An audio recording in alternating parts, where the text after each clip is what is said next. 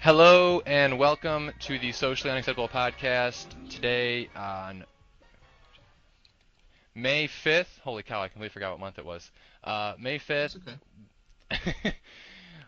Thank you. I just want to do a quick thank you to everybody who watched or listened to the episode last week. I know I saw we had like 60 or 70 views on YouTube, which is kind of ridiculous considering we didn't do any kind of like advertising or anything. So I don't know who watched it or who you are if you're listening to this right now, but thank you. If this is your first episode, make sure you go back and check out our first episode. It was really good. So I guess to start this week, we can go ahead and we can introduce everybody again. So my name's Connor. We've got Chris again and Rory again on the show. How you guys doing? Good. How about you?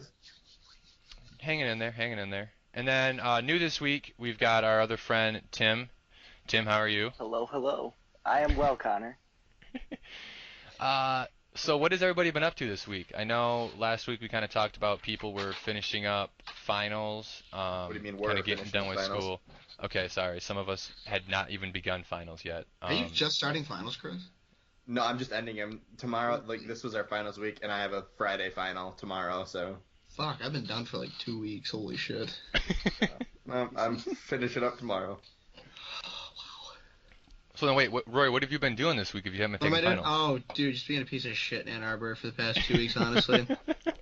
Just a lot of nothing. I have an interview at the hospital next week for a volunteer position, so I've just been like getting stuff ready for that, but that's about it right now. Okay. Yeah. What about you, Tim? I finished last week, and from Wednesday to Sunday, I went on a bender with some friends, just drinking, playing video games, which was fantastic. I went on a couple then- vendors, yeah. Yeah. Today I moved out of my apartment like halfway. Like I still need to get my mattress and stuff like that, but it's a good feeling being out of there because I was there for 2 years, so I had a lot of stuff to take care of. Yeah. Oh, holy cow. Do you like live straight through for 2 years? Like you didn't come home for the summer or anything? No, like I left my stuff there over the summer because they had free storage, but Oh, yeah, okay. for 2 years I was there. Didn't have to move anything. That's pretty nice. Yeah, it was fantastic during last summer, but now it's kind of biting me in the ass. So other than, I would say I finished up, I only had one final like this week. I took a couple other finals last week and had like presentations and stuff. So I've had a pretty easy week. I've kind of been doing what Tim did, just kind of drinking and playing video games for the last couple days. Not really wanting to go home, but knowing that I kind of have to at some point. So I think I'm either gonna head home tomorrow or Saturday. I don't know. I haven't really decided yet. How long are you going to be home for? A week. I moved back down here on the 15th. I move in. It's actually kind of hilarious. So I got my housing assignment for the summer, and there's really only two places you can live if you're living on campus. You can live in like one of the dorms, or you can live in like apartments, but you have to have like roommates to go into the apartments. And I didn't really know anybody that needed a roommate for the summer, so I was like, okay, I'll just live in the dorms. It's like a two-person dorm room, but you're there by yourself, so it's not like a terrible setup or whatever. Yeah. So I get an email, I think it was yesterday or Tuesday, and they like, yeah, here's your room assignment or whatever. So I'm on the same floor, so I'm in the same dorm I was freshman year. I'm on the same floor, the same wing, and I'm in the room right across the hall from where I lived freshman year. Ooh, memories. It's hilarious because this building, it has got like, I don't even know, like 7 floors with like probably 60 to 70 rooms per floor. So it's like hundreds of rooms, and of course I'm in the one like right across the hall from where I was freshman year. So it's just kind of funny. Yeah. That's weird. Are you taking summer classes? I am taking summer classes, and I'm also working. Yeah, and I'm also working part-time down here. So. Yeah, I'm taking a summer class too. It's a genetics class, and the first exam's in about 2.5 weeks. The first exam goes from 10 a.m. to 1 p.m. What? It's a 3-hour exam. And we're all just kind of he's just laying this down in class. We're all sitting there like, are you fucking kidding me? Like, what do you do for 3 fucking hours? This is you're like, this is a joke, right? You're like trying to break the ice on the first day of class with a joke. Haha, 3-hour exam, and then he's just he was just serious. He was like, 100-point exam. You know, I think there's like he said, I think 30 questions maybe. So we're sitting there like, how the fuck Playing 30. Where does 30 questions take 3 hours? I'll let you guys know how that goes when I get back from it. Yeah, if you get back from it. Yeah, exactly. Separating the men from the boys. All right. If there's nothing anybody else has to update, we can kind of dive into our first topic. I know we kind of talked about this last week a little bit. I got some criticism from one of my roommates that I talked about. All right, it said a lot of things that were incorrect about this topic, but we're going to talk again about Leicester City, who on, I believe, Monday clinched the Premier League championship when Tottenham, who is in second place, tied Chelsea, meaning that they can no longer pass Leicester City. I know Tim is a pretty big Premier League fan, so I know he kind of wanted to talk about this and just kind of give everybody a better idea of how ridiculous this story is. Because I know a lot of people in North America or the United States don't really understand like how crazy of a story and how like big of an underdog story this is. So I don't know where you want to start, Tim. Yeah. Well, I mean, there's so many places I could start, and Connor's roommate go easy on me. But so the way the English soccer, or what they call football, works is you have the top division of 20 teams. Each year, the bottom three teams that finish in the bottom three, they move down a division. The division below, it's called League One to add some more confusion to it, but it's the second division in the tier. They have three teams move up, and they do that with the top two teams automatically moving up, and then 3 through 6 have a playoff, and then the team that wins that playoff comes up as the third and final team. Now, last season, 2014 2015, Leicester was one of those three teams that got promoted to the top division. As the season was going on, when the season back in the top division, they were bottom of the table at Christmas. Now, what that usually means is if you're bottom of the table at Christmas, it's almost a guarantee you're going to get relegated, which is what they call when you move down a tier in the football system. And even up until April, they were still in the bottom third, the relegation zone, which is the bottom three teams. Then 7 of their last 9 games they won, which is just a crazy streak of winning games. I think they had the most points of the last 9 games. I'm not quite sure on that, but they had to be near the top 5 for points of the last 10 games. And they escaped the relegation. So they're back still in the top division, which is very important considering next year there's a big TV deal. And if you're in the top division, you're looking at a lot of money coming your way. So they were back in the top, safe in the top division for at least one more year. Now, during the summer, Leicester is owned by Thai businessmen, and the team was in Thailand kind of on a tour. And the coach's, Nigel Pearson's son, went to a Thai brothel and got in trouble at the brothel, What the which fuck? What? upset the Thai owners. So they fired Wait, what? the coach, Nigel Pearson, who had coached them out of relegation into safety. Just this amazing, they call it the Wait, great escape. so wait, the because- owners fired the coach because the coach's son went to Yeah. a bra. Okay. Yeah, Okay. that's not good. Yeah. That's not Holy cow. So, I mean, they're Thai owners, so I don't know if that had something to do with it as well. What? This is the part of the story I'm not clearest on, but when you hear about it, it's not always reported because it's kind of like smut Hush or whatever. hush. But Yeah, Oh, yeah, okay. Yeah.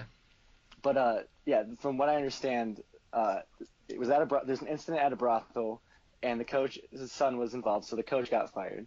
Now this is in the summer, and Leicester's looking for a coach, and there's a few available.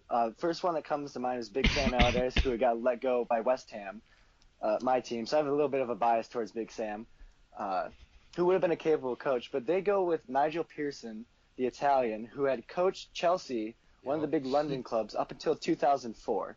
Now, Claudio Ranieri, the former Chelsea coach, he was known as the Tinkerman for always like moving players around, and he kind of got that nickname in jest because it eventually didn't work out for him at Chelsea.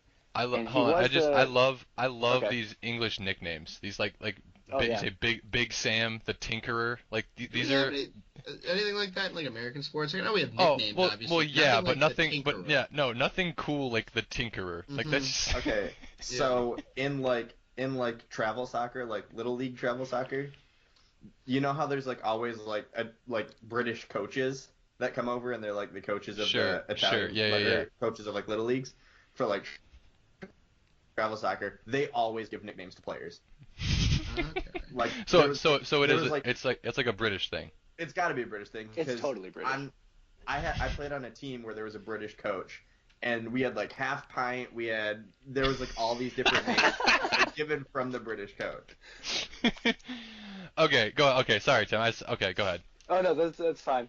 Uh, yeah, so I left off with so Claudio Ranieri, he was the coach of the Greece national team, and then they ended up losing one match to the Faroe Islands, which kind of led to his firing because I don't know the numbers of the Faroe Island population, but I want to say it's less than 100,000. So it's a Probably very not embarrassing big. loss for Greece.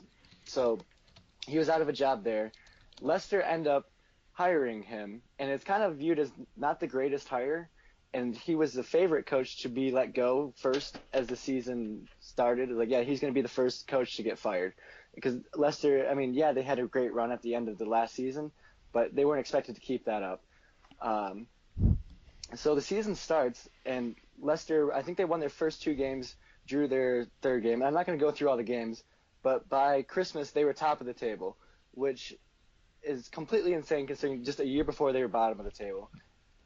And they had a tough run of games against the likes of Manchester City, Liverpool, Arsenal, and they didn't really drop off too bad. They won a couple, drew a few, lost one against Arsenal, but they've only lost 3 games this whole season.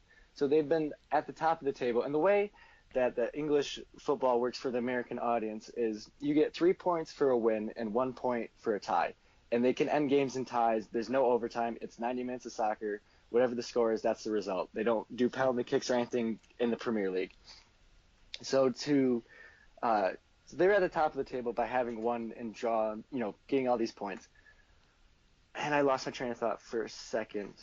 I was gonna say the only thing I can remember reading about this was like they started out pretty hot, and then people were like, okay, this is kind of like a fluke. Like this team is Yeah. not Yeah. really this good, and they almost expected them to just kind of like fall off, and then they just never did. They just kept winning and winning and just like beating teams that everybody thought were gonna be like the top of the top of the league, and then eventually people were like, oh holy crap, it's Christmas and Leicester City's still in first place. So I think that was kind of one of the things that I remembered reading. Yeah. And so an interesting story along this. Connor's right. They were winning and winning. Their striker, Jamie Vardy, the striker is like the guy that scores the most goals for Americans. He had went 12 games of scoring a goal, which broke the record for the Premier League. It was at 11. He set it at 12. That's And crazy. it was which is an insane stat to have Fuck. scored in 12 straight games.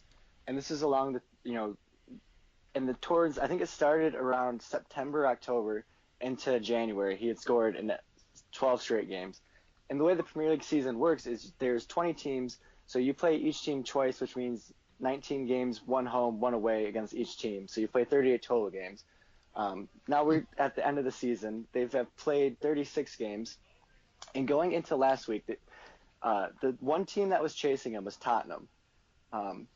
Manchester City, Arsenal, and Man United, teams that are always near the top, were not having the best season. So they were out of the title race about 5 weeks ago.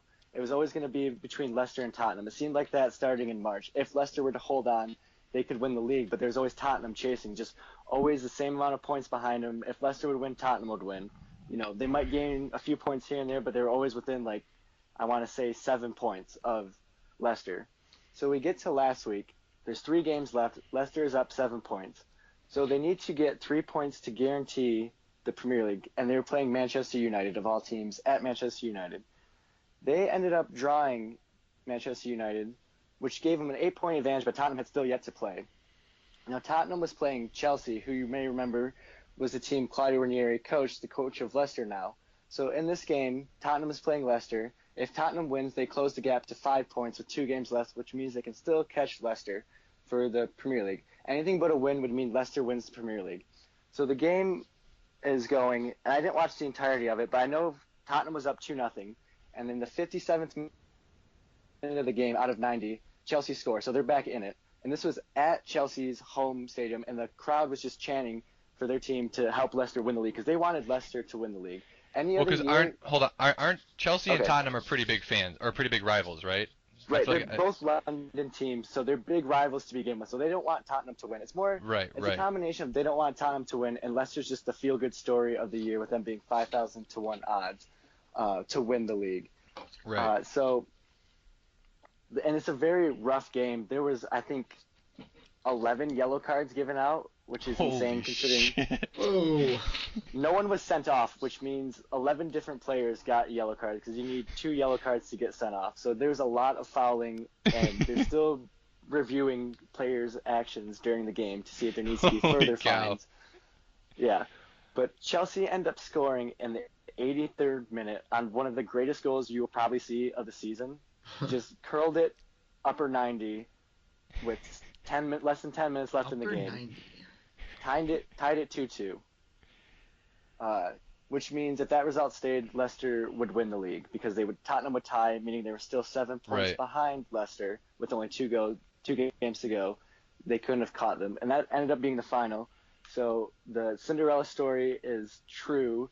Leicester have won the league. There's been talks of there being a movie being made. I'm pretty sure it's a done deal now that the movie will be made. Now that they've Yeah. won the league. I was gonna say I don't see how that movie doesn't get made. Yeah, Right. that's free money. That's literally free money. I feel like it won't And- be very popular in the States though. I mean, I'm sure it will I mean, be. if Tom Hanks is in it, then Tom Hanks could play Claudio Ranieri because if there's an American actor, I'm sure. I got some stats for you guys. So Eden Hazard is the player for Chelsea that scored the tying goal against Tottenham, effectively winning Leicester the league. He had scored the league-winning goal 365 days prior because Chelsea had won the league last year, and so he scored the goal to help them win the league. Essentially, he Holy scored the league-winning cow. goal this year, 365 days later. That's Of hilarious. In the history of English football, I think there's been over 120 years of it recognized. Now, the Premier League is kind of like it's a different story. Like, they count that from like early 1990s on, but essentially the top tier of English football, there's been like 120 years. Only 24 teams have won the league. To put that into perspective, there's been 22 World Series winners, like individual team winning, and which is insane to me because you have 3 new teams every year in the Premier League. So that just shows that teams outside the top do not win. Even Right. more crazy, in the history of the Premier League, I want to say 5. There's been 5 teams that have won it almost every year. The 6th team being Blackburn Rovers, won it in 95 and 96. Other than that, it's been Manchester United, Manchester City, Chelsea, Arsenal, and I believe that's it. So then Blackburn Rovers the other team because Liverpool hasn't won it when it's been known as the Premier League. So it's been a while since they've won it, but they're always going to be near the top. So this Right. is just you'll never see this again. This is talk about like the greatest upset in sports, like at least football, probably all of sports ever. I was gonna say It's that's not like it's a tournament. It's 38 Right. games to determine the winner. It's not like you have playoffs and one team can get hot. You have to be constantly good for 38 games, and that's what they've done.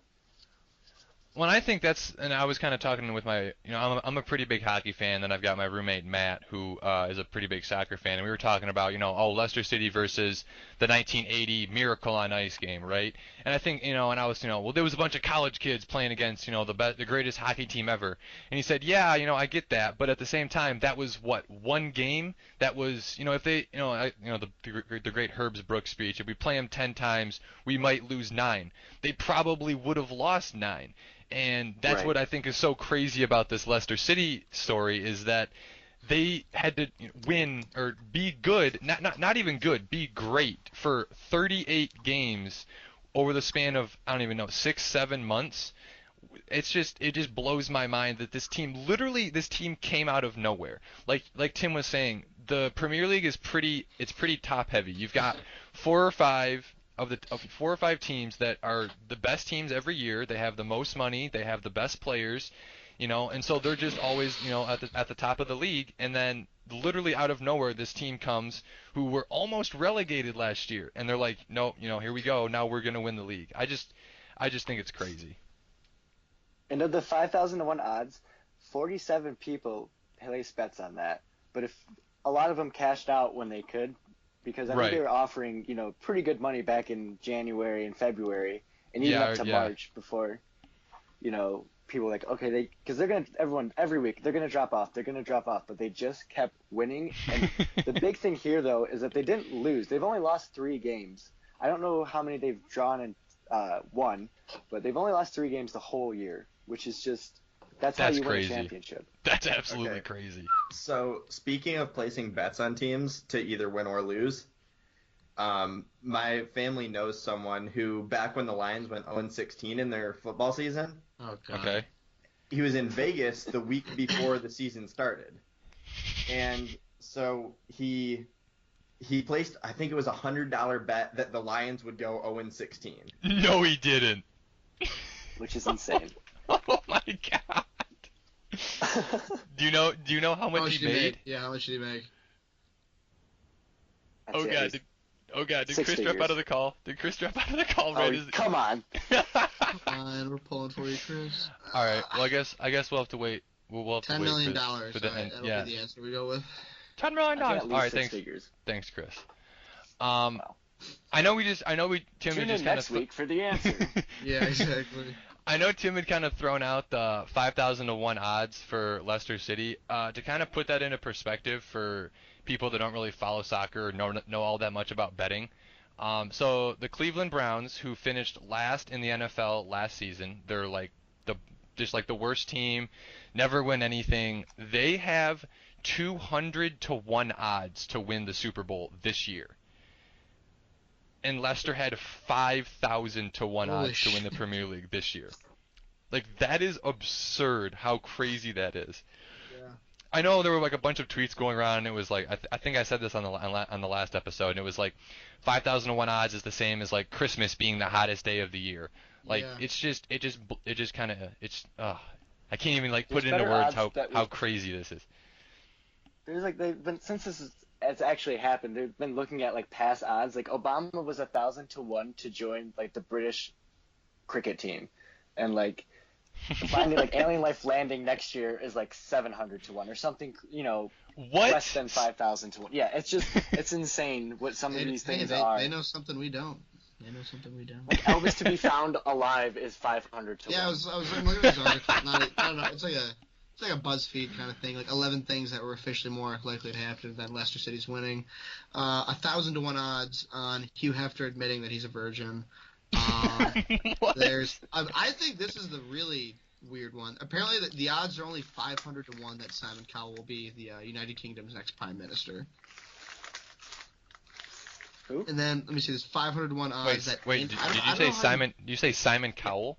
Yeah, Simon Cowell. I don't know. How yeah. Okay. I don't know how you quantify this at all. Apparently, there's 500 to 1 odds that Andy Murray will name his first son Novak. So, How do I don't know. like I don't know. that was I don't even understand how they like how does this work? I mean, the thing is, as much as like a few people have bet on this, so they will be making money, but this really helps the bookmakers out because this God. isn't going to happen again. So, Oh, hell you know no. how many people are going to be betting on the worst odd team next year? They're going to make so much money Just- from it. Even Yeah, just like just- a little bit. Yeah, but exactly. But if a little people, but if a lot of people bet a little bit of money, that's a lot of money for the bookmakers. It's like literally free money at this point. Free money, man. So I was gonna say, something that we can kind of relate to. Now, I don't know how many of our people that are gonna be listening or watching this are gonna be able to relate to this, Really but classic another underdog kind story. of classic underdog story we got here. 2012, our high school, Powers Catholic in Flint, Michigan, won the national championship. National championship. Or sorry, You mean- I state just said national I just championship? said Of the the state world. national. Sorry, yeah, of the world. No, Pretty I'm fucking sorry. good. The state, the state championship. For what were we like? Division 6, 5, 6, something like Five, I that. believe. Five. Out of 8. Let me find my hat. So just to Spoilers, kind of Rory. give, so to kind of just put some background, the season before, our team went 1-8. We only had one win out of 9 games. We fired our coach and brought in this new Do coach. you remember who the win was against? Oh God, I wish I even remembered. Fuck, I wish don't. Was it Northwestern or Carmen? One of those two? You no, probably because would. Carmen was good. I feel like Carmen was really Oh, good. that's right. And then okay, so we go 1-8. We get the new coach. We ended up only going 6-3 during the regular season, No, right? no, even worse. No, we went 5-4 in the regular And season. we like barely squeaked into the playoffs. It was by Yeah. like some kind of like technicality where we had like a better win than some other team, so we got into the playoffs. And then we just went on like this crazy playoff run that no one expected. And we like beat all these teams we like killed them all. There was like one close playoff game, and I think it was Yeah. because it was like snowing or something like that. Yeah. So it was like not even a good game. And then so we get to the national champ, or we get to the I keep saying national championship, the state champ, the state championship. Of the And we're world. playing Lansing Catholic Central, right? Yeah. And they've got this quarterback who's like this 5-star quarterback. You gotta. Let me bring it back a little bit. So Lansing Catholic, they were if I remember correctly, they were the first game we played. Second, no, it was. You're right. It was the second game. Yeah, I remember was I the went to second it, game and we played they in the season. smoked us. And they fucking wrecked us. They- I just I do. remember being just Yep. yelled at by Coach Yep. Buckle on the field after that, and it was just, it was so bad. I remember that. Okay. You And know? then we ended up like they had like I was saying they had like this 5-star recruit quarterback, and we ended up just demolishing them in the state Yeah. championship game. I We think it won was by like 30 points. 17 or something. Yeah, It's ridiculous. I mean, It was that's the like most points scored in the high school football final for Michigan. And Was it really? The day after, or the day of, the game after us, the other team scored to like the same amount. I think we had like 56 or whatever. Like they scored 56. So it was like we kind of co-hold the record, but at the time it was like the record of most points scored in the Michigan football final. I think in all divisions, if not Division 5. I was gonna say that was pretty. I remember like just like going because we were obviously seniors when this happened, so like we Yeah. went to all the games, and it was just a crazy story. Just like kind of just like new coach, new mindset, decent season, and then we won the national state championship of the world. Well, the best because you had it was Bone. We're sitting there at like we're probably like 3 and 4 at some point. Bone the whole time's we're going to the ship, like we're winning, like there's no way we don't win. Like I remember you would just give him so much shit every day, like no you're fucking not. You went 1-8 last year and all that stuff. But oh my god, it was so much fun. Yeah, that I'm was. back, by the way. Oh, hey, Okay, Chris. so how much did your parents' friend make off of the 0-16 Lions? Right. So, anyways, as I was saying, I don't know exactly when Skype crashed because it had to update. Literally 'cause it needed to do it now. before you said the monetary value that he won. Okay. So, anyways, I got through the part where they called him at like 0-10. No. Oh, okay. So he placed a $100 bet in Vegas, Okay, we got that. and it got to the point where they were like 0-10, and the person he placed the bet with called him or the company or whatever it was, and said, if you back out now, we'll pay you, and I think the number was like $50,000 on his $100 investment. Holy shit. Because I mean, the odds were like low of someone actually going 0-16. But Yeah, you're already and- more than halfway there. Right. And so they're like, well, we can buy him out now. It's only going to go up from here. And plus, a lot of people bought out at that point. So, like, the pool, like, for prize money increased a huge amount if you stayed in. Right. And so he said, you know what? It was only $100. I don't care if I lose it. I'm just going to stick it out. And so they end up going, like, 0-12 or 0-13, and the people call back again. And they're like, if you back out now, we'll, like, pay you $200,000. Oh my god. And he's like, you know what? There's only 3 games left. They're guaranteed to lose at least one of them. The other 2, it wouldn't surprise me if they lost them anyways. I'm just gonna stick it out. He ended up sticking it out. They go 0-16, Oh my god. and he made like under. It was less than $1 million, but I mean it was like an absurd like $600,000 amount of money off this like $100 bet on the Lions going 0-16 in Vegas. Oh my god. Oh, that insane. is absolutely crazy. Absolutely crazy. Oh my But gosh. there's absolutely no way. Are those even worse odds than the Leicester City? Leicester City. Yeah, is those way are definitely worse odds. Yeah, those are Yeah. way worse odds. Yeah. Like the odds of the Lions going 0-16 was probably one of those like 1 in 100, 1 in 200 type deals. Yeah, I'm gonna say When, that's whatever it was. probably what I could see. Yeah. Holy cow. So just imagine putting $100 on Leicester winning it at 1 to 5,000 odds. Oh my god.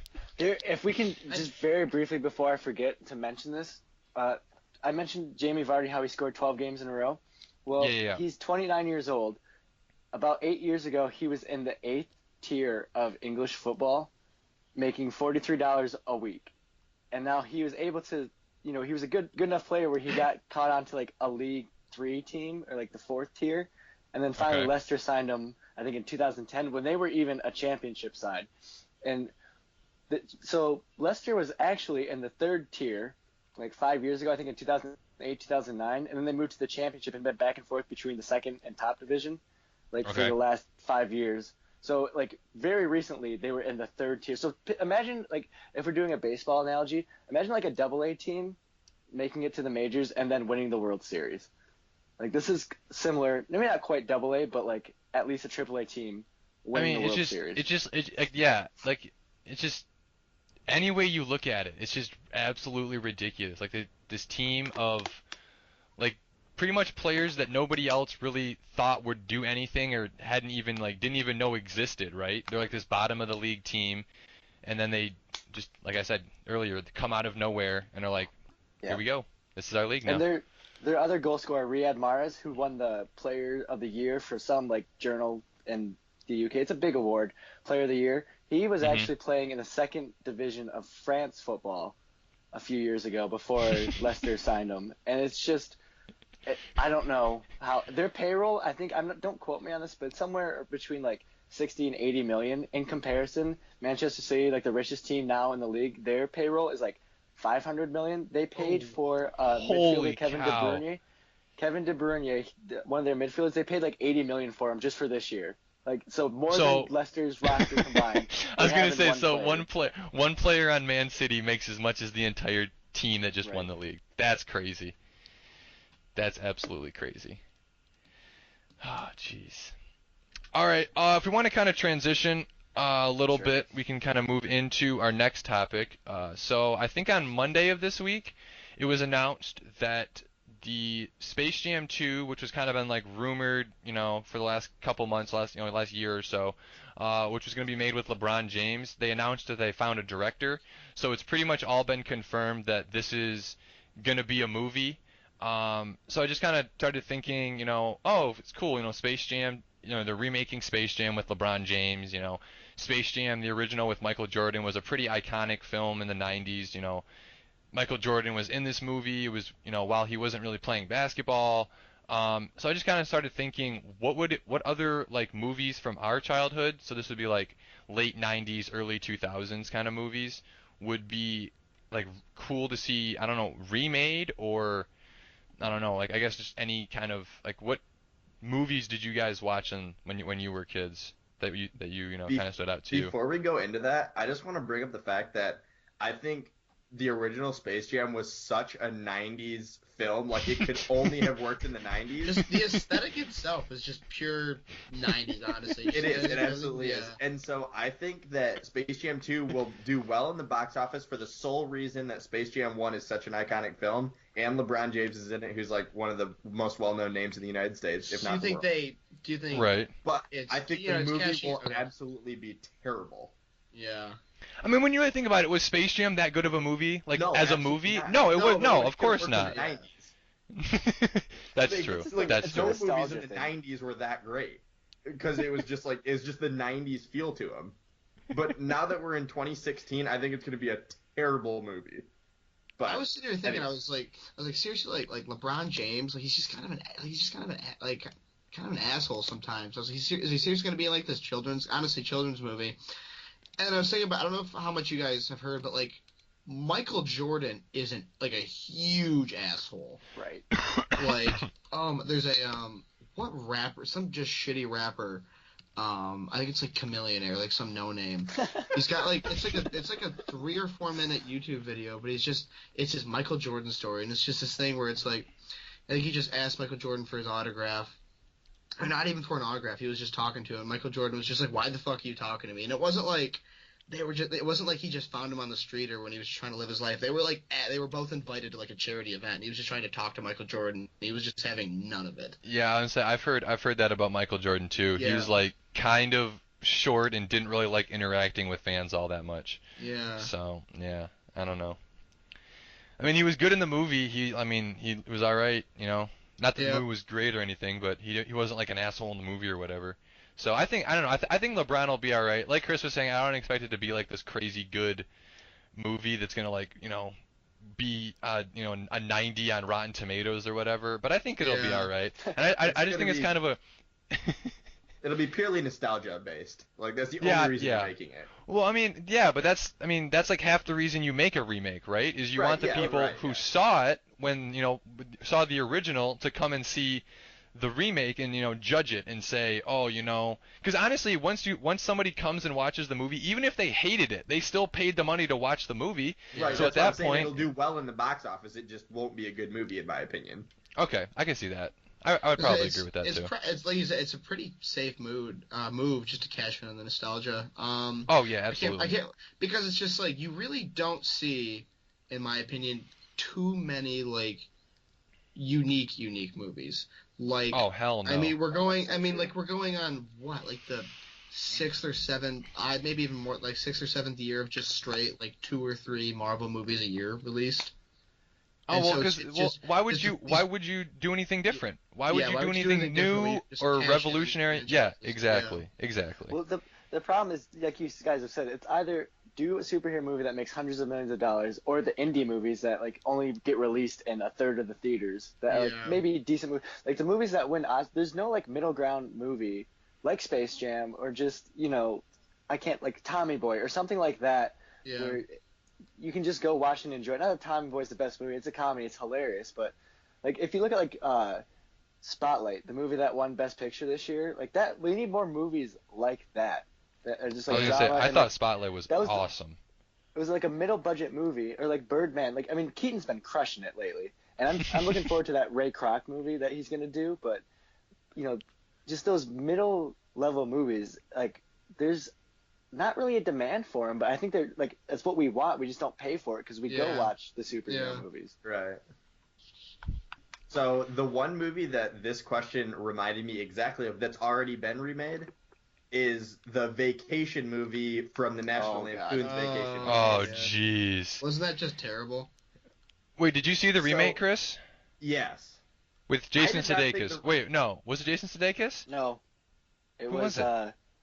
Ted or from Andy from The Office. What's his name? Ed Helms. Oh, Ed Helms. Okay, okay, okay. Yeah, yeah, yeah. Oh, okay. okay. So National Lampoon movies by far some of my favorite movies. Oh yeah, Vacation, Christmas Vacation The is I watch Christmas that Vacation every one, year. Yeah. yep, my family watches that Christmas Eve every single year without fail. Yeah. So I will say I absolutely love that movie.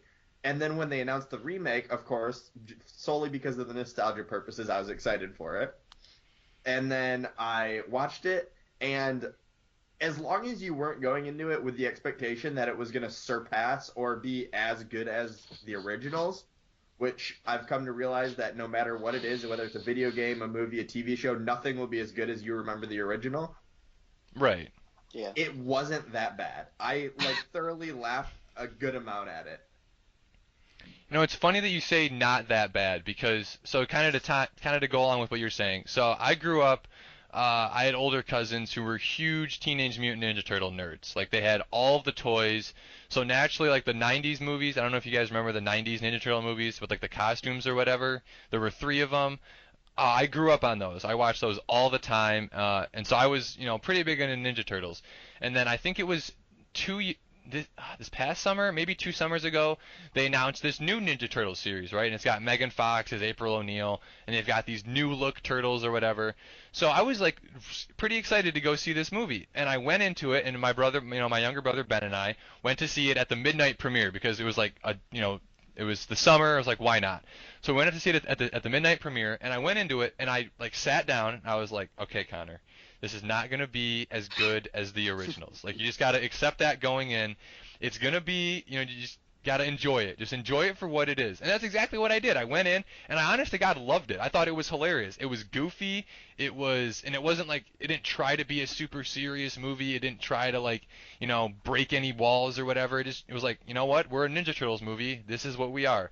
And I thought it was pretty good for kind of like a reboot of a series basically. I actually I really mean, enjoyed if it. it had Megan Fox in it, it Yeah, can't be well, that she was bad. Dude, she I don't she even know. could have. She's more silicone than human Oh, nowadays. she Dude. could have. Like, She was not good in it. I will say that. The one downside to it was the Megan Fox part. But I don't know. I just I'll, feel like if you go into a remake or a reboot kind of like not expecting it to be like as good as the original or whatever, and just with like that kind of mindset, I think any reboot could be pretty good. I'll be I, honest. Do you remember the Juicy J song from that movie, Shell Shocked? Yes, I do. Yes, Yeah, it's on my it's on Spotify every playlist. workout playlist I own. Like There you go. I love that fucking song, honestly. Oh my god. Speaking of I that got mindset though, like I honestly, that's kind of where I came in. That's the mindset I tried to come in with to the Star Wars Episode 7. And I was like, okay, this is like it's like you really can't. I'm like, that you can fuck it up, and I don't think it's gonna be. It's kind of hard to fuck up Star Wars, honestly, with the amount of money and like they're putting into it. You have some of the original actors. Right.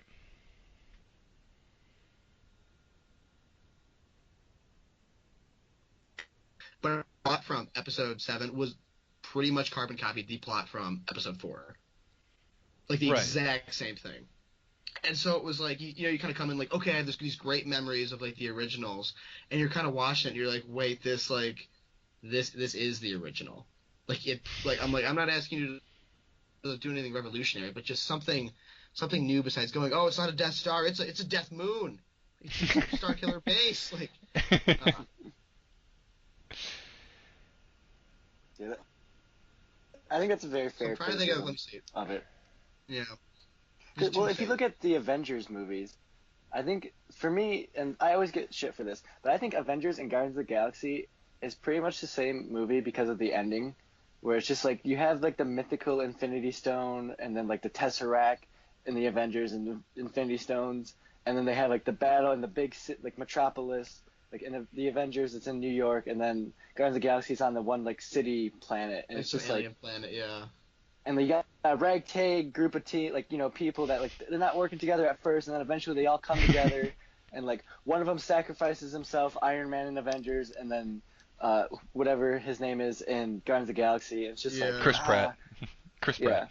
I get that, but it's like you said, pretty much I'd say like the last half hour is very, very, very similar to each other. But it's like I really I liked them both a lot just because they're typical, just like Yeah, oh yeah, they're good big movies. explosions, shoot 'em ups, like superheroes. But it's like Guardians of the Galaxy. It was like I don't like they were just like what did they break out of some space prison together? They're just a bunch of like ex-convicts. Nobody had like super special powers if I'm not remembering correctly. So it's kind of like I don't know if it's easier to like I don't want to say I related to it better, but it was more entertaining to watch when it's like you're like oh okay he can just fly away. It's like oh no this guy's just like a regular dude with like some guns.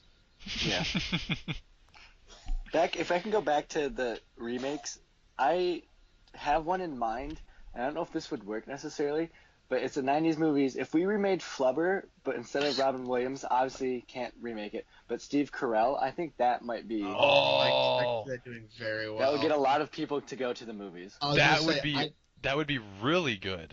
I don't know with like advances in animation technology if this would look good or not, but like one movie that I would love to see remade and one movie that I watched dozens of times was The Iron Giant. Did you guys ever see that?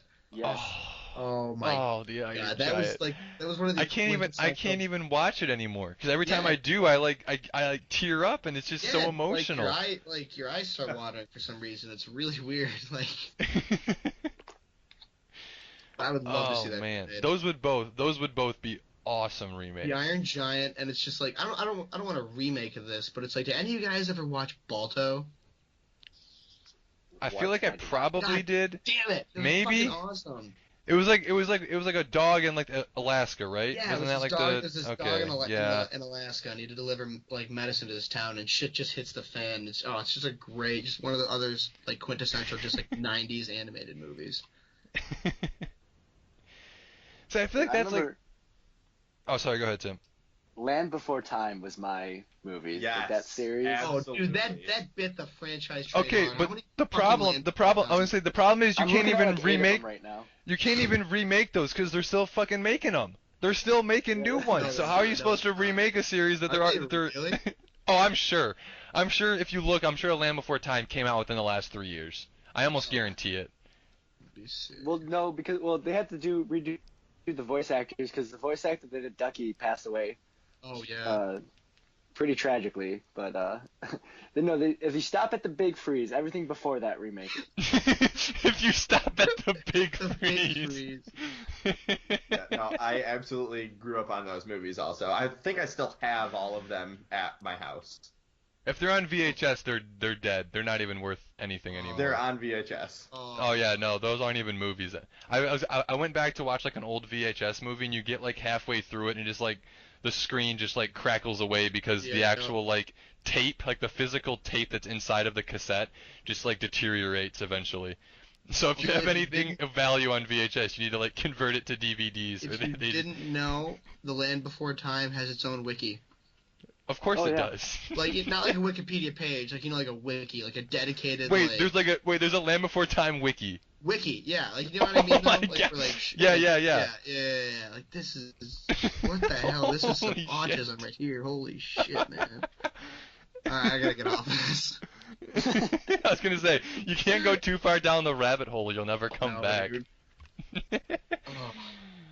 Oh, jeez. I'm trying to think. One thing the first movie that I thought of when this came to mind as like a nostalgia trip movie was the Mighty Ducks movies. Like I absolutely love the Mighty Ducks movies, and I don't even know if they would be good as a remake because but it was just like I grew up on the Mighty Ducks movies, like the Flying V. Whenever you were little, or I guess you guys wouldn't have done this because you didn't play hockey. But you would be like at practice for hockey or whatever, and you just like Flying V, and you just like do the Flying V, and it never worked because it's not a practical thing to do in hockey.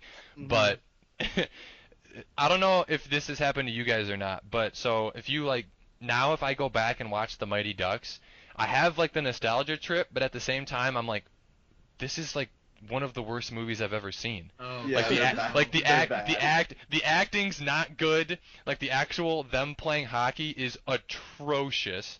Some of the things they do, it's like you can't do that in hockey. The goalie can't come out of the net and get a player stick and then take a knuckle puck from his blue line and score. Like that just doesn't happen. That's not a real thing. But it's just like when you're little and you're watching it, you don't care because the goalie just scored a goal with a knuckle puck. So now you're going to go to practice the next day and try a knuckle puck and probably hurt somebody doing it. But Wait, what's a knuckle puck? Okay, so a knuckle puck from Mighty Ducks 2, for those of you who have not seen it. The knuckle puck is Russ Tyler, so in Mighty Ducks 2, they like form like a USA team and they go to LA for the Junior Goodwill games. And one of their players gets hurt, so they need to like find a replacement player. So rather than go to like one of their replacement players on their roster, they find this kid, Russ Tyler, who is an LA native, who is played by SNL's Kenan Thompson. Fun fact. He's an LA native who plays street hockey. He does not play ice hockey because apparently you can't play ice hockey in LA. So he has this shot called the knuckle puck so the pucks, so normally when you shoot, the puck sits flat on the ice. Well, for the knuckle puck, you like tip it up on its edge, so like it's like it's on its edge basically, right? Oh, okay. And then you take a slap shot, and the puck then knuckles through the air. And to quote Russ Tyler from the movie, it drives goalies crazy. It's just if you go on YouTube and search Russ Tyler knuckle puck and watch the video, it's hilarious. It's one of the dumbest things I've ever seen. So like to score like the game tying goal, they pull a timeout with like a minute to go in the game. They go to a huddle on the bench and then they come out. And they're like, there's like a face-off, and then they pass it back to the goalie, who you're like, why are they passing it back to Goldberg? He can't do anything. And then the goalie takes off his helmet, which, one, you can't do that. You can't just take off your helmet in the middle of a game, especially as the goalie. Somebody from the bench throws him a player stick. Can't do that either. You can't just throw the goalie a player stick. That's against the rules. He's at his blue line, so he's more than halfway, he's more than halfway down the ice from the other team's goal. Yeah. He puts the puck up on its side and takes a slap shot, and the puck like weaves its way in the air through all of the other team's players and goes in the top of the goal to score. And then they force a shootout, which they don't go to overtime. They just go to a shootout. I don't even. Okay. You guys are getting me all worked up now. The movie. The Yeah, you movie. worked But yourself when you're up, like, dude. when you're 7 years old, you're like, nah, that all checks out. No, It no, all yeah, makes no, you don't, sense. no, you don't care. The Like, man oh my God, matched Russ up. Tyler, Russ Tyler, knuckle puck, cool, yeah. But that's just like that's just kind of something I thought about. Like, you don't really think about that when you're little, and that's like why nostalgia sounds like a strong emotion. But if you go back and watch like those '90s movies, most of them were just not good. Oh, jeez. Does anybody have any other movies that they think would be good remakes? Or are we moving on? You could do Field of Dreams, I think. Okay, That's fine. who would you cast as Kevin instead of Kevin Yeah, Costner? you guys Kevin Costner. I don't know, like Vince Vaughn maybe. I don't know. What? No. Just throwing out there Vince because he's Vaughn older. ruins Vince everything Vaughn? he touches. What about Wedding Crashers? I thought Wedding Crashers was good. Yeah. I mean, I went into the internship. If you go into the internship, talk about going into a movie with low expectations. Going into that with low expectations is actually a decent movie. Wait, that's with If him you and don't Owen expect Wilson, it to be- right? Yeah, if Were you they don't intern expect at- it were to they be intern at Wedding Google? Crashers, yeah, Yeah. then it's a good movie. Honestly, I kind You of just agree can't with be that. like- I actually watched that. I Yeah. thought it was a decent movie too. And Say, in all not- honesty, Grown Ups with Adam Sandler, I thought that was a decent movie. The first one.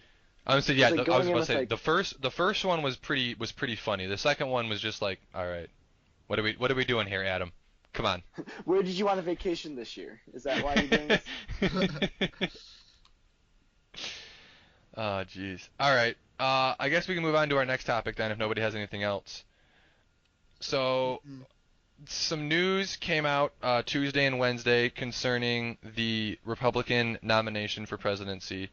I don't know how long we're going to talk about this because I don't know how many of us are super informed about this, but the news was basically Tuesday, Ted Cruz suspended his campaign, and then yesterday, John Kasich suspended his campaign, making Donald Trump the only remaining Republican candidate, essentially, which means that there is a pretty substantial chance that Donald Trump becomes president of the United States. Just to kind of start this out, I remember last summer, so what was this, probably like last July or last June, we all went up north. We do like an up north weekend every year. There's like probably 10 or 15 of us that go up to a cabin. It's my family's cabin or whatever. We go up there and we hang out. And this is like right around the time that Trump had like, just started coming out as a Republican candidate. And we like kind of started talking about it, and essentially we were like laughing about it because at the time it was a hilarious thought that Donald Trump would be the Republican candidate. And here we are some 9-10 months later, and he's gonna be the Republican candidate for the president. It just blows my mind that this is where we are. I mean, I don't know how good of a candidate or how good of a president he would be, but it's just, I don't know, it's just crazy how far this whole thing has kind of come. So Go Go ahead, on, Ray. Chris. Go on. Oh, okay. I was gonna say I'm not trying to say like I told you so. That's not the point of this. But I think I was probably one of the only. I think I literally was the only person last year. We were talking about it. And I feel like you said, everybody was like, "Oh, he's Donald Trump. This guy hosted The Apprentice. He's not. This isn't real." I took him pretty seriously from the beginning, just because I like something that I like. I think I really look up to him. Not as a person, but like as a politician, he's very effective in basically labeling people, which sounds kind of simple, but it's like I think last summer is when it started, but that's when he started hitting Jeb Bush with the whole like low energy thing. I don't know if you guys followed the debates or anything about that, but it's just like that was like the quintessential way to sum up Jeb Bush, the guy who was just middle of the road and everything. His last name's Bush, like he's just up there because his family's in politics, and it just like it killed Bush. And I just kind of took that from the beginning as like he was just like he's very effective at just basically putting a label to someone and making it stick. And he comes up with I don't even know how he comes up with, what was it? It's like Little Marco, Lion Ted, Low Edit. Yeah. But it's like it seems weird, but it's like he's got one for like everybody. And now so like never Hillary. No, yeah. Well, not on what's for Hillary? Crooked Hillary Clinton. That one doesn't really roll off the tongue. But it's like I started taking him seriously when after Jeb, or I took him serious from the beginning, honestly, because he just kind of shot to the top. But after Jeb Bush dropped out, because Jeb Bush was like, I think even going into like 2015, like this is like the guy who kind of was thinking about running for a while, and I'm trying to find the stat online right now. But Jeb Bush spent $130 million running for president. Like $130 million, and I don't think he ever topped 10% in any of the polls, any of the primaries. And so I'm sitting there thinking, like, okay, for that is a huge, like, for that huge amount of money to be dumped into the race and to get, like, not even a second or third place showing out of it is huge. And so that's kind of where I started taking Trump's ability to just kind of label other people seriously, even if I don't take him as a candidate very seriously. Yeah. If someone wants to respond to that, they can, but I have a quote from the New Yorker from the beginning of March. It just kind of, like, described how this happened. And it's, like, insane how once you realize it. Yeah. It's like, it's not hard to feel just a touch of Schadenfreude about this. The Republican, it's the New Yorker, so there's going to be some vocabulary like that. But the Republicans have stirred up 8 years of hatred and nihilism, and now they are surprised to find that they have inherited hatred and nihilism as they actually appear in the real world. Not neatly blown dry and smirking, but red and orange and heaving and cursing and swearing and contemptuous. Republicans 4 years ago saw Trump offering the raw sewage of racism called birtherism, and they giggled timidly and thought that if diluted sufficiently with moderating water, it could somehow be potable. The chance to drive out Trump for good was Mitt Romney's at no cost to him, and with the additional certainty of getting a disproportionate share of approval for minimal political coverage, could have rejected Trump's support. Instead of going to the hotel in Las Vegas to thank him for his endorsement, that tiny price proved too much to pay, and now they're surprised. It's just, like, so true. Like, Trump is the person that's, like, every Republican wanted to say it, but they couldn't. And then, like, he just jumped on it and was like, oh, they're politicians. They're politically correct. I'm not. I'm not bought by anyone. And it's the same movement with Bernie. It's a populist movement. The same thing with Bernie is like, I'm not your traditional politician. I can't be bought. You know, they have similar messages that get the masses going. I wanted to talk about that too. Just the fact that it's like, if you kind of look back, like, how could this happen? And like you said, the past 8 years, and even this year, like, something, for example, Ted Cruz talked about was just like it's this little soundbite that comes up, and I swear, like, every one of his speeches was just like the Washington cartel, like, you know, equating Washington D.C. with like a criminal enterprise. And so the Republican line for the past decade almost, I'd say even like pretty much around the rise of the Tea Party was just like, you know, we're not like the Washington elites, like, you know, we're not politicians like the Democrats. And so finally you get a Republican who goes like, hey, like, you are politicians, which is a really simple thing to say, but it's revolutionary considering, you know, the line the Republican Party had. And so everyone was kind of like, hey, this guy's right, like, he really isn't a politician, like, let's get behind him. And you combine that with just like, you know, like, his ability to label people, and it's like, say what you want about his actual stances, but I personally think he's a very charismatic guy, and like, you know, he gets, I don't want to say record-breaking numbers, but he's holding rallies or whatever, I feel like every other day, just flying everywhere doing this and just whipping up support. Yeah, there was, like, I was watching something, and I forget what it was. It was on some, like, morning show. I don't know if it was Oprah or Ellen or whatever it was. But it was like it was like a clip from 1996. Yeah. When they were talking about the presidential election and Trump was on whoever's show it was, I forget offhand. Yeah. And they had a clip of him talking about it, and he was saying, they're saying, oh, so you've thought about running for president? And he said, yeah, I've thought about it. I've decided not to. And they said, is your reasoning for not wanting to run because you think you would lose? You don't think people would take you seriously? And he says, no, if I ever ran for president, I guarantee you I would win. Like, he says that in the video. Yeah. He says, I guarantee you I would win if I ever ran for president. But no one ever thought it would happen because no one actually felt like they'd take him seriously. Well, then it happened in 2012, and he fizzled out pretty quickly, if I remember correctly. I feel like he never wholly committed to that, like, to actually running, though. He was like, oh, yeah, I'm running, and then it turned into like, just kidding, I already have billions of dollars, I don't need that. And then this year, everyone thought that's what it would turn out to be, too. They're like, oh, yeah, he's announcing his running again, yeah, sure, I'm sure that'll last. And everyone's like, he doesn't even really want to be president, he just wants to prove that he could do it.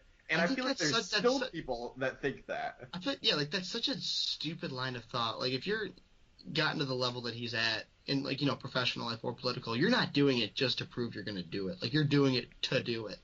And so there's like, I feel like there's so many, like, I was going to say Democrats, but honestly, I'd say just people but mostly Democrats when it comes to having this feeling of relief, like, oh, thank God, like Trump got the nomination, oh, we have it in the bag now.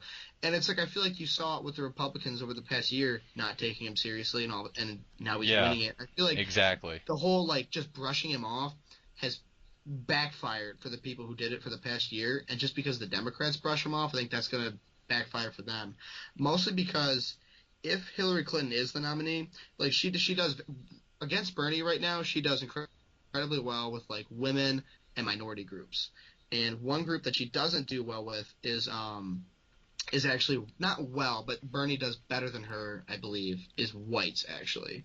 And these working class whites are the kind of people who Donald Trump is actually swaying the most when it comes to the Republican primaries. You have people like Ted Cruz swinging most of the Republican evangelical vote. Moderates like John Kasich, I guess, taking those like educated, college educated Republicans. But the group that Donald Trump does the best with, I believe, or much better with than any other candidate, are these working class whites who kind of have felt disenfranchised by the Democratic Party in the recent past. And it's like you have states like Michigan here, especially Pennsylvania, Ohio, Indiana, states that could probably lean for the most part blue, but could very easily go red, in my opinion, if Donald Trump ran, just because it comes down to how well he does with these huge working class populations. And so I feel like it's one of those things where I could definitely see Donald Trump blowing Hillary Clinton out of the water. I don't know if it's realistic, but I think it's definitely possible considering his ability, like I said, to label people and his performance with these working class whites. I think the person he'd have the most trouble with is Bernie Sanders, and right now it doesn't look like he's going to actually win. To be honest, though, I think it would be tough with Bernie because a lot of Trump's tweets, if you go through, are just like about like how Bernie's getting screwed over. So like, Yeah. I think he wants it to be Bernie. Like, I think he's in my more scared of Hillary. In my opinion, I think he's doing that because he knows I think there's a lot of discontent among Democrats. That whole like never Hillary movement. I don't think a lot of Bernie Sanders supporters are going to just like refuse to vote for Hillary. But in my opinion, I think he's doing this right now to kind of paint this narrative against Hillary Clinton, against the Democratic Party, yeah. screwing Bernie Sanders over, because I think he's sitting there going, okay, like it's kind of inevitable. Sanders is going to lose. I'm going to make it look like he got screwed, and I'm going to appeal to his supporters with the same populist message that he did. The problem with this election is like, if you could possibly, granted, everyone has been saying that all the candidates are pretty terrible. Yeah. So if you could like possibly cling on to like following one candidate, then like that was your person, and no matter if the other people were in the same party or the opposite party, it didn't matter. That was the only person you would want. Yeah. Because you couldn't stand anyone else. And now we're going to be down to the point where there's going to be one Republican candidate and one Democratic candidate. And if that person isn't the one that you like clinged on to, then I think this is the first time ever where you're not just automatically going to vote for the other candidate of the same party, like instantly, because you can't stand the other person in the party. You only cling on to one person. That's what this election feels like. Yeah. That's also that tone of thought I wanted to touch on too, because I feel like there's also a ton of mostly Democrats who go like, okay, Trump got the like if Trump's going to get the nomination, not even like ignoring this present election. A lot of people are saying like, this is going to cause the Republican Party to implode, blah blah blah, that kind of stuff. If the Republican Party imploded, I don't think that would be a good thing for the Democratic Party as an organization, because the Republican Party is like, this amalgamation of just like hyper religious conservatives, fiscal conservatives, like little libertarian groups, but it's like it's an organization that causes a lot of independents who lean left to vote for the Democrats, even though they really don't like the Democrats, but they feel like, oh, we have to vote Democrat because there's no way in hell we're going to have a Republican running, whatever. And so if the Republicans cease to be a force, there's a lot of people who go like, okay, I'm no longer in between a rock and a hard place. I'm not obligated to vote Democrats because I have to. So I think these two parties are kind of held up like against for all like the nasty rhetoric they say about each other, they're kind of held up against each other because each one says, okay, you have to vote for me because I'm not the other guy. So in my opinion, if like the Republican Party imploded, it wouldn't be long before, like the super left elements of the Democratic Party that people like Elizabeth Warren and Bernie Sanders embody, I would see those splintering off as well. Yeah. Yeah, I think with the Democrats, you're right, Roy. They would have a split with this whole Bernie. He's getting momentum to those Yeah. candidates that are like, Yeah. I'm going to be left just like Bernie is. And with Yeah. the Republicans, the advantage the Republicans have over the Democrats, and this is something that was like one of my professors had said, not even a poli sci professor, but just like they can rally people because the Republican Party is not an inclusive party. They're like, this is what we stand for. This is like what our beliefs are. Where the Democrats are like more worried about like, oh, like we will represent everyone and like gays, lesbians, Mhm. trans, and like whoever else, like minorities. And then it's like, so you don't feel included in that necessarily. Where the Republicans, like, you know where they stand. Where the Democrats, it's so like washed out that like, yeah, where exactly like more are they? identity politics. Yeah. Yeah. Right. Well, it's like here are the Republicans, and then the Democrats are just kind of like everybody else. It's like, Yeah. oh, you're not a Republican? Well, then come and be a Democrat. Yeah. I think that's kind of where Tim was Yeah. kind of going with that. That's what, yeah. And just real quick before I forget, Trump tweeted today, "Happy Cinco de Mayo. The best taco bowls are made in Trump Tower Grill. I love Hispanics!" Exclamation point. Look at that. There's a picture of him eating a taco bowl in his tower. It's hilarious. Oh my god. One other thing I wanted to talk about is voter turnout actually. And so I was gonna say like that's kind of draws upon the whole not taking Trump seriously.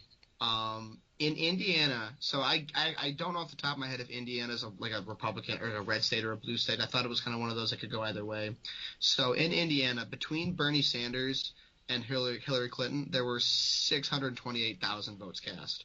So Donald Trump alone got 587,000. So that's almost as much as the That's two crazy. Democratic candidates. So Donald Trump gets 587,000.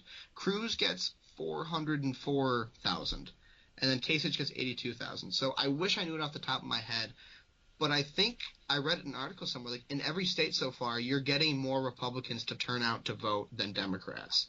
So you're thinking that Democratic voter turnout might end up being a problem? Is that what you're saying? I think basically I could see that definitely being a problem, especially if like it kind of continues with this whole thing. If you have these wave of Sanders supporters who feel like they've been kind of screwed over, I don't see them getting excited about Hillary Clinton. Like they might go, okay, we're going to vote for Hillary Clinton, but they're not going to like get out in substantial numbers to vote for Hillary Clinton. Yeah, and so it's like even if Trump doesn't steal her support, even if Trump doesn't steal her supporters, like or Sanders supporters, I don't see unless the tone changes, I don't see this like kind of turnout trend changing because it's been going forth in every state so far, I believe. I think there's a faction of like the Bernie supporters that would like always vote Democrat. Yeah. And like Roy said, the ones that are like, so I think Hillary's not going to lose much, but like let's say there's half Bernie supporters that like feel screwed over. Well, the other half are always going to be Democrat no matter what. Yeah. But he's still gonna, and when it's a low voter turnout, like Republicans win. So but like it's surprising though, like what Roy said, those numbers, how many Republicans have turned out to vote. Yeah. And I don't know if Indiana's more Republican or not, but based on those numbers, knew. it sounds Yeah. Indiana is very red. They in the last 40 years they've only voted blue one time, and it was Obama's first term. Oh. Let me see. That is interesting. But so what I was gonna say is to go off of what I was saying earlier about how like people kind of cling to one candidate, and you were talking about the voter turnout too. I think there's going to be a lot of people who say, oh, I was, really, really going to vote for, if it comes down to it, say Hillary gets that nomination. If it comes down to it, they say, I was really going to vote for Bernie and he didn't get the nomination. I'm just not going to vote at all. Yeah. Because I can't stand any other candidate except for him, and I don't want to vote for someone I don't like. So they just don't vote at all, which could also be an issue with the voter turnout. I could definitely see that happening. I know, like, my mom, for example, is a huge, I don't know, what's the opposite of a supporter? She absolutely hates Donald Trump. Like, can't stand him, can't stand listening to him, can't stand watching him. She might feel the same way about Hillary and Bernie. I don't really know. But I don't even know what she would do in an election between two people who she just doesn't have any faith in or, doesn't, really like at all. I mean, what do you do at that point? Do you vote for Yeah. the less of two evils in your mind, or do you just not vote? Which at the same time is almost, a bad thing in and of itself. So, Right. I mean, I think most Mhm. people would agree that not voting is not the answer. right. I would agree with that. I think That's a very our generation thought process though. That and one vote doesn't matter. They'll say my vote doesn't matter, but if everyone says my vote doesn't matter, then it starts to matter, Yeah, which is the exactly. other issue. That's definitely a millennial way of thinking is, well, I can just not do anything, right? And then nothing will happen. Well, no. If you don't do anything, something's still going to happen. You're just not going to have any say in what happens. Exactly. You see. a So prime going, example is 2010. Sorry. Like I the just looked 2010 up. midterms. Sorry. God damn it, right? No, you talk. This is brief. Like the 2010 midterms, right after Obama was elected, all the young people that wanted to vote for him, like, okay, cool, we got the presidency, and then they forgot to vote in the midterms, and Republicans Yeah. took over House Yep. and Senate, and now he couldn't do anything.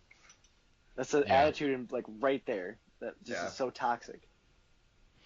Let's say I just looked up Indiana, or not Indiana, Wisconsin. I believe that's a pretty, because the voter turnout thing is something I'm really interested in. If you have a very apathetic Democratic base come November, Republicans totaled like about 1.1 million votes, and Democrats totaled 1 million votes in Wisconsin for the primary this year. So that's much closer than Indiana was. Indiana's a heavily red state, but I don't think it's a good thing for the Democrats if even if in the primaries in a Democratic state, if you're getting like barely beaten in turnout by Republicans. I don't even know if you can say 100,000 is even being barely beaten.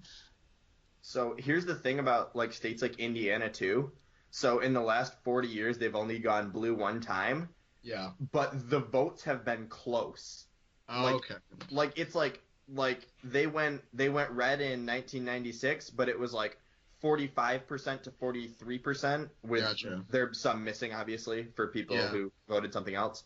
Mhm. I mean, there's only been like two real big blowouts in 2004 and 2000 when Bush was president. They Mhm. had like overwhelming like almost 60% voted red. Mhm. But in 2008 it was 49 to 48% for Obama, and that's Mhm. the only time they voted blue. But it's like close, and then last time it was 54 to 43. So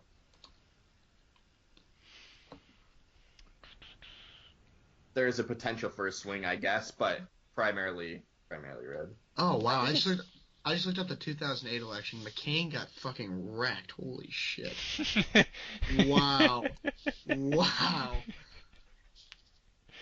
Well, yeah, because they weren't worried about winning the election. They were worried Yeah. about stealing the Hope Diamond out of the museum. Haven't you ever seen that This- South Park episode? Where the whole reason they run against each other is so that the entire nation is distracted after election night, so they can steal the Hope Diamond. Well, I remember watching, like, you know how you sit down and you watch as the votes come in and the states turn colors on the map? Yeah. Yeah. I remember watching that in '08 when Obama was running for his first term, and I feel like not even half the states were colored in yet when he knew he was the president. Oh yeah. Like, it was just like you take like the states that are always red and you didn't care about those because you knew they were going that way, Yeah. and then you just Right. saw like every state that could possibly swing come up blue, So and like bad. halfway through the votes you knew he was the president. Yeah. I don't know anyone who thought McCain had a chance going into that. Like Oh, after no. Oh, 8 hell years no. of Bush and stuff like that. Like you have this young, like say we want about Obama, he's incredibly charismatic, and Oh, McCain. he was a great speaker. That Yeah, was he that is. was one of his biggest qualities. Yeah, and McCain is not. No. It's like Pat Oswalt said, like you got the young hip Obama and then cranky old Joe Biden. It's like an '80s cop movie.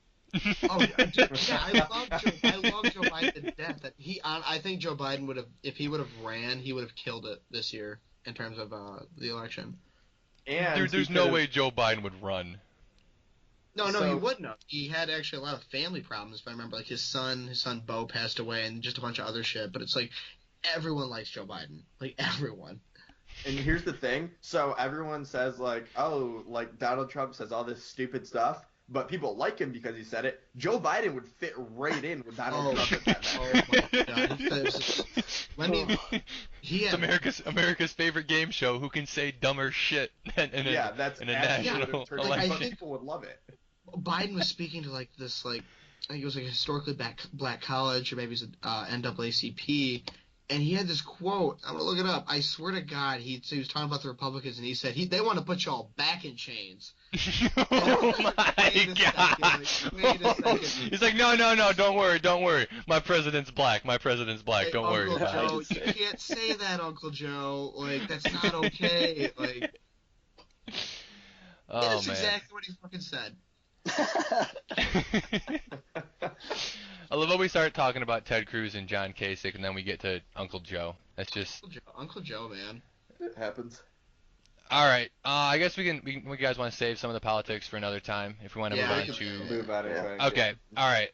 We're gonna try a new segment this week. It's called Amazon Movie Reviews. We are going to. I was thinking we could do it like this. So I'll say a movie, and you three can kind of do a consensus if you've seen it. A review like 1 star through 5 stars. 1 star being you thought it was terrible. 5 stars you thought it was amazing, and then just kind of like a quick like little why did you like it? Why did you not like it? And then we can compare it to our Amazon movie reviews, which are just like it sounds. Someone goes on Amazon and gives a movie a review after they've watched it. So our first movie is a pretty critically acclaimed movie. It is Goodfellas. Have you guys all seen Goodfellas? I've Yes. not seen Goodfellas. Oh my God, Chris. Who has Tim? You've seen Yeah. it? I have, yeah. It's Yeah. definitely. Okay, so Yeah. Okay, Tim and Roy. So what is your guys' consensus? Is it a 1 star or is it a 5 star or in between? I'm saying Uh, 5 just because it's my personally like one of my top 3 movies of all time. So I'm a little Okay. biased, but yeah, definitely 5 stars. Yeah, I was gonna say, I'm a big Robert De Niro fanboy, so I'd give it 4. Yeah, I give it 4. Okay, so you guys pretty much like it. Yeah, I mean, it very- is like very one of much the. I think it's like a 9.2 on IMDb Yeah, or something like I- that. So That sounds about right. okay, so our Amazon movie review. It is a 1 star review. The title to the review is "They All Do Very Bad Things." It should be called Bad Fellas. There is nothing good about the fellas in this movie. One, You absolutely know, like, some 75-year-old went on a date to that movie and came back and was appalled with the just vibe. oh yeah, It's like- absolutely it was- appalled by it. It was a baby boomer or some guys just having fun on Twitter one night when he's fucked up. Like, they're not Twitter, Amazon. Okay, a little bit more recent movie came out a couple years ago, 21 Jump Street with Jonah Hill and Channing Tatum. Have you guys all seen that? Yeah, I have Yeah. seen that. Okay, so what are we thinking for stars here? I might be biased just because it's very recent in my memory, but I'd also give that like maybe 4 stars for a comedy. Just 'cause I think that really nailed the whole like just like bro comedy. Just like two like guys being dudes, and it's just really funny. I would Okay. agree. I would say 4 too. Yeah. It surprised me going into it. Maybe I had lower expectations. but I didn't think I'd laugh as hard as I did. It was It was- I'd say 4. It was a very funny movie. I think I'd give it a 3 overall. Okay. Okay. Hard to please. All right, so our Amazon movie review. Again, it is a 1 star rating. The review is simply Seth Rogen was fantastic. For one Wait, star. wait. What? Yeah, no, He's for not in 21 that for 21 Jump Street, 1 star. Seth Rogen was fantastic. That is the review on Amazon. All right. So Perfect. yeah, needless to say, I don't think that person was paying a lot of attention. Okay, our next movie. I don't know. I don't know. My opinion of you guys might change if you've seen this or not. Magic Mike. Have any of you guys seen I have. Magic Mike? No. Yeah, definitely haven't seen that one. Nope. All right, so I love Rory's a good stripping movie. Rory has seen Magic Mike. I actually haven't. I really was hoping I could say I have, but I haven't. Okay. Well, damn, that sucks. So Can no I one's seen guess what the Magic. review No is? one's. Yes, you can guess what the review is. I don't know how many stars, but I'm gonna say something based off the first one he gave, something along the lines of no magician Is it going to be critical of that? Unfortunately, that is not what it is. So we got Magic Ugh. Mike, hashtag make a sick movie. They gave it a 5-star review. 5 stars. The title to the review is Magic Mike Makes Her Horny. The review is when my wife watches Magic Mike, I know all the orifices are on the table tonight. Oh no. Oh, Wow. No. Oh. 5 stars. 5 stars for Magic Mike, boys. I Props just to that guy. there's some words that are so fitting to describe what they have to, and orifices is one of them. Right? Like you've never heard orifices being used in a good context. Well, no, not even that. But if someone uses the word orifices, you know exactly what they're No, talking it's about, and anatomical you don't. and it's usually bad. Oh, absolutely. for that guy, it sounds like it's good. Fucking hell. All right, we'll do 2 more. So this one, Seabiscuit. This is a one from a while ago. It's the horse racing movie. Have you guys who's seen Seabiscuit? I I have. have. Okay, what do you guys think about it? That's one of those movies you watch as a kid and really like, but when you rewatch it, it's not as entertaining. So I'll give it 2 stars. I would agree with the 2-star rating. Okay, Roy, what about you? Oh wow, good. I took my earphones off. I was getting a bottle opener. Are we still on Seabiscuit? Yes, we are still on Yes. Oh, Seabiscuit. hell yeah. Oh, did I see this? I sort of fucking got. I mixed this one up with Hidalgo. How do Every you? time. What? Hidalgo's a great fucking movie. No, I agree, but how do you mix up Hidalgo and Seabiscuit? The only 'cause it's similarities between the movies are there's a horse in them. Yeah, which is like what the primary actors in this case. No, Hidalgo What has about Warhorse? Yeah, no, Hidalgo has Aragorn, so I like Hidalgo better. Okay. No, Well, we're I not haven't talking seen about it. Hidalgo. Okay. Maybe All right. Fucking shit, I haven't seen Seabiscuit. Okay. All right. So our Amazon review is a 1-star review with the title "Total False Advertising." There wasn't a C or a biscuit anywhere in this movie. That's just someone get on there trolling. Oh yeah, no, I know. I read that. that. That's not a real review. Like The someone first literally was one- like, The first one, I could legitimately see some old lady on her computer typing up that it was not Goodfellas, that they were in fact bad fellas. I can totally see that. This one is 100% just people trolling. You didn't even try with the fucking joke either. Like that just Right? It's just Yeah, those two are All the right. same. Yeah. Our last one. This is a pretty obscure movie, so I don't know if you guys have seen it or not. Have you guys seen The Tuxedo with Jackie Chan? Tuxedo. I have have not not. seen the Is Tuxedo. it just one of his like shitty throwaway movies? Yeah, it basically is. So basically, the premise of Let's this see what the movie. review is. Well, hold on. I gotta explain it. Or you're not gonna understand the A review. hapless chauffeur must No. take a comatose secret agent's place using his special gadget-endowed tuxedo. Okay, that is exactly the premise of the movie. What Jackie could you Chan's not is a like regular guy. He puts on a tuxedo and suddenly he can do a bunch of karate and stuff. Okay. Okay, so Like this. Asian Iron Man. Oh, yeah, only, yeah, exactly, only, yeah. Okay, so our Amazon review, we got 5 stars. Great review. Yeah. Title: Okay. Love That Jackie. This movie inspired me to buy a tuxedo myself and rewatch the movie while wearing it. Nice. Love that Jackie. Love That Jackie. Oh, it's got Jennifer Love Hewitt in it. When was it made, Rory? 02. 02. Oh, okay. Oh, so she'd be hot in it. Okay. It's got nice Jennifer Love Hewitt in it. Oh, jeez. All right, so that was Amazon movie reviews for this week. I don't know, maybe we'll do it again next week. Maybe we'll do something different. We'll kind of see how it goes. So we're kind of coming to the end here. Does anybody have anything they want to kind of talk about? Any stories that they have they want to bring up, or are we thinking about wrapping this up right here? I think I went golfing today for the first time in maybe a decade, and it was the absolute worst Decade. fucking 4 hours of my life. Dude, It was- wait, did you play 9 or 18? 9. It did not last 4 hours if it was only 9 holes. There was 4 of us. I think I golfed like a 60 on 9 holes. It was that bad. That's really not good, Roy. I got to be honest with you. Really bad. Golf really, if you're bad at golf, it's not a fun experience. Oh, Like I don't care if you're like, oh, but I was just drinking and having fun in the cart. No, when when it takes you 9 shots to like finish a hole, it's not it's not a fun experience. Or like 12, maybe that's a realistic number. I don't know. Because even if you're just fucking around, like your friend gives you shit for one of your 12 shots, and you can't look mad, but you're steaming on the inside. Oh no, it's Yeah. And horrible. everyone's a coach too. Everyone you play with is a coach. Yeah. If you hold that toe down a second longer, you'll take care of that slice right away. It's like- Yeah.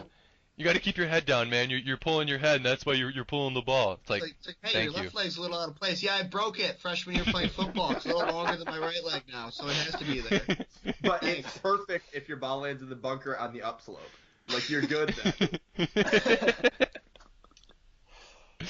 No, like, No, I don't know I- what it is. Like, rich people sports are just like I tried doing water skiing once, and they're like, I couldn't get up, and they're like, just try to stand up. And I was like, oh, really? Okay. What do you Just try to stand up. The most fun I had is when I turned it. It was on like I think it was like the 8th hole. I was like, all right, Roy, we're gonna play speedball. That's where you hit your ball and then you just take your club and you run to wherever you hit it, and you take no time to step. You just hit it again. And I swear to God, the best shots I had were just me not thinking or just running my ball, hitting it, and just running to the next one. I would say that's honestly one of the hardest parts about golf is like there's like so much time, not only in between shots, but then you like approach the ball like when you're getting ready to shoot, and you like take a practice swing, and the whole time you're like, oh shit, don't mess up, don't mess up, don't mess up, and you just The like get fucking into your police own car head. and shit. It's funny that Tim brings up the water skiing thing, because when I first met my girlfriend's extended family on her dad's side, This will be good. This better be good. yeah, so If it involves water skiing, they've literally water skied their entire lives. Like all of them grew Oh, up on a they're lake they're or access they're to a lake. those kind of Those- people. Huh? Yeah, like, they she absolutely are. gave And- birth in the water. Like, like that serious. And I had never water skied or attempted to in my entire life. oh, so you're Up sitting there like, until okay, last I gotta look fucking cool to these people. So we go there, and like I kid you not, all of them, it doesn't matter weight, age, size, none of them, they all have videos of them water skiing when they were like 11 months old, and like so like even the 70-year-olds now, they still water ski. Like they're out there like in and out of the wake doing tricks and stuff. And so I go there, and the first thing that her uncle says to me is, I mean, if you can't water ski, you gotta go. If you can't water ski, you're out. Laying down And the he's like- fucking He's law. like, so wait, you've water skied, right? And Hey, I was you like, don't, I was you like, don't have to go, but you can't stay here.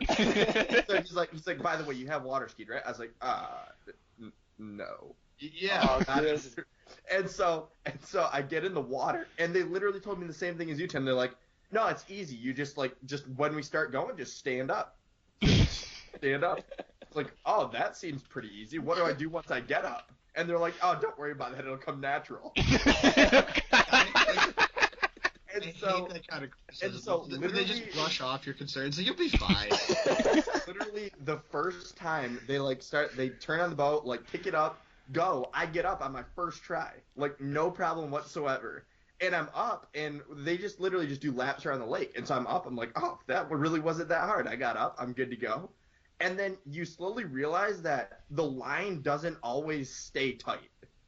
Like there's portions where where you'll hit a wave, so you go further, like more than you normally would, getting dragged on an even surface. And so the Right. line will lose its slack, and then it'll just yank you like half a second later. Oh, The first God. time that did that, I ate water so hard I ate water.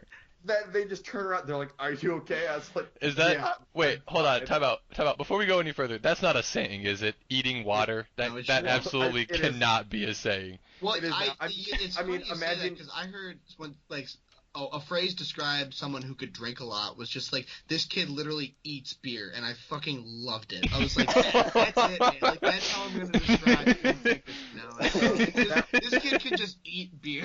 That's not the reference I was making, but you know when people fall and it's called eating shit, like they ate shit. Yeah, That's right. kind No, of I get. how I I ate understand water. that. Yeah, so, anyways, Metaphor, anyways, Connor.